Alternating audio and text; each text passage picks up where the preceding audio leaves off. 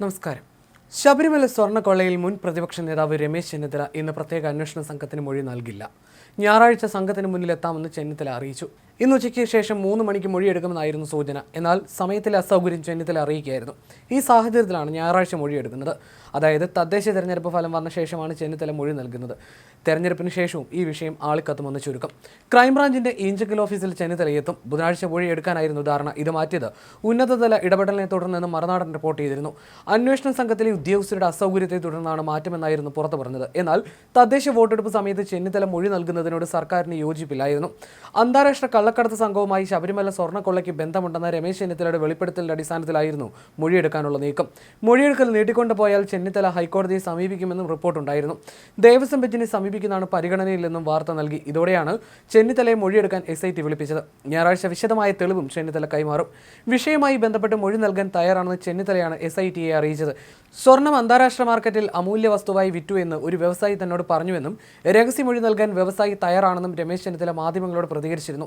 തദ്ദേശത്തിലെ 2ാം ഘട്ട വോട്ടെടുപ്പിന് തലേ ദിവസം ചെന്നിത്തല മൊഴി നൽകുന്നത് സർക്കാർ ഗൗരവത്തിലെടുത്തിരുന്നു. ഈ മൊഴി തെരഞ്ഞെടുപ്പിനെ ബാധിക്കും. മൊഴി നൽകിയ ശേഷം ചെന്നിത്തല കൂടുതൽ വെളിപ്പെടുത്തൽ നടത്തുമെന്നും CPM വിലയിരുത്തി. ഇതോടെയാണ് ചില ഉന്നത ഇടപെടലുകൾ ഉണ്ടായത്. ഈ സാഹചര്യത്തിലാണ് മൊഴിയെടുക്കൽ നീട്ടിയത്. എന്നാൽ ഹൈക്കോടതിയിൽ ചെന്നിത്തല നേരിട്ട് പോയാൽ ഉണ്ടാകുന്ന പ്രശ്നങ്ങൾ SIT മനസ്സിലാക്കി.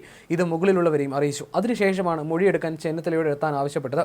ശബരിമലയിൽ നിന്ന് കടത്തിയ സ്വർണ്ണപ്പാളികൾ പുരാവസ്തുവായി വിറ്റുവെന്നും 500 കോടി രൂപയുടെ മൂല്യം അതിനുണ്ടെന്നും വിവരം ലഭിച്ചതായി ചെന്നിത്തല കഴിഞ്ഞ ദിവസം പറഞ്ഞിരുന്നു. ഇത് സംബന്ധിച്ചുള്ള വിവരം കൈമാറാൻ തയ്യാറാണെന്ന് രമേശ് ചെന്നിത്തല കത്ത് നൽകിയതിന്റെ അടിസ്ഥാനത്തിലാണ് മൊഴിയെടുക്കാൻ തീരുമാനിച്ചത്. തനിക്ക് പരിചയമുള്ള ഇന്ത്യക്ക് വെളിയിൽ വ്യവസായം നടത്തുന്ന ഒരാളാണ് ഇത്തരത്തിൽ വിവരം നൽകിയതെന്ന് രമേശ് ചെന്നിത്തല പറഞ്ഞിരുന്നു. മലയാളിയാണ് ഇദ്ദേഹം. മുൻപ് ഇത്തരത്തിൽ നൽകിയ വിവരങ്ങൾ വിശ്വാസ്യതയുള്ളതായിരുന്നു. ആ സാഹചര്യത്തിലാണ് അദ്ദേഹം അറിയിച്ച കാര്യങ്ങൾ SITക്ക് കൈമാറാൻ തീരുമാനിച്ചത്.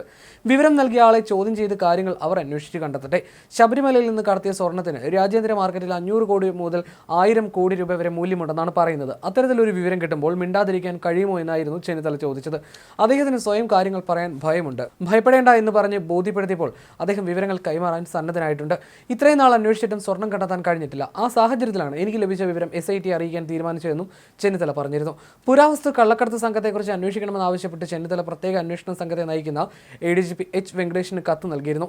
ക്ഷേത്രങ്ങളിൽ നിന്ന് പുരാവസ്തുക്കൾ മോഷ്ടിച്ചു കടത്തി രാജ്യാന്തര കരിഞ്ചന്തയിൽ കോടിക്കണക്കിന് രൂപയ്ക്ക് വിൽക്കുന്ന ഒരു സംഘവുമായി ദേവസ്വം ബോർഡിലെ ചില ഉന്നതർക്ക് അടുത്ത ബന്ധമുണ്ടായിരുന്നതായി അറിവ് ലഭിച്ചിട്ടുണ്ടെന്നും ഇതിന്റെ പശ്ചാത്തലത്തിലാണ് അന്വേഷണം ഈ വഴിക്ക് കൂടി മുന്നോട്ട് കൊണ്ടുപോകണം എന്നാവശ്യപ്പെട്ടതെന്നും കത്തിൽ ചെന്നിത്തല പറഞ്ഞിരുന്നു.